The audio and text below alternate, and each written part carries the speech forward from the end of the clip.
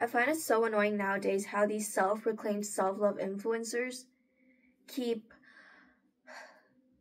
disguising, criticizing someone else's appearance as a form of self-improvement. Like, oh my gosh, get ready with me whilst I tell you about this ugly girl I saw down the street, how her makeup sucks and how you should do it like mine so that you can look better like me.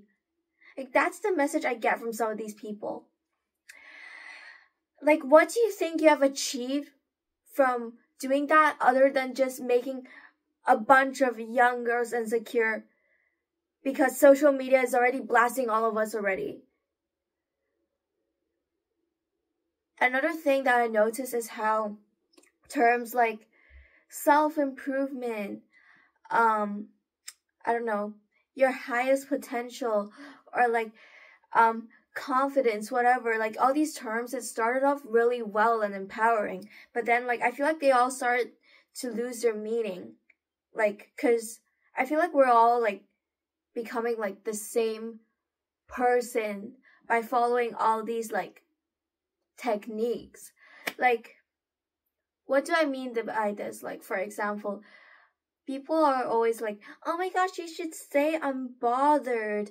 There's only one way to raise your standards, and that is by only accepting Rolex watches as gifts. There's only one way to be confident.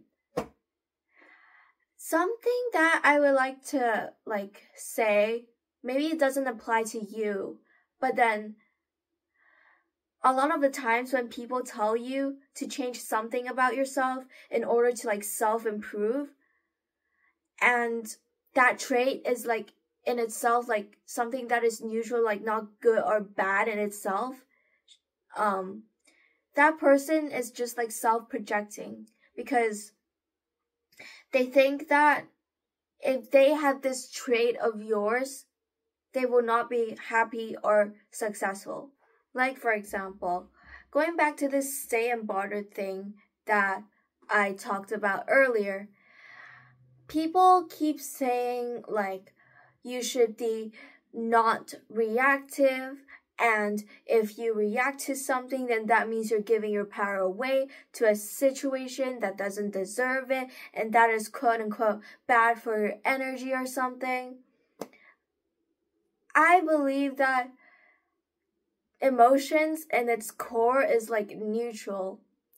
Like, it's fine to feel them in like its full scale, and I don't think that someone should be like shamed for feeling so much for the sake of like being stable and being able to think rationally, because I think that emotions in itself are very rational. I think that great decisions can be made when you are feeling emotional as well, because it shows that you are passionate towards something. So maybe you should go towards that something.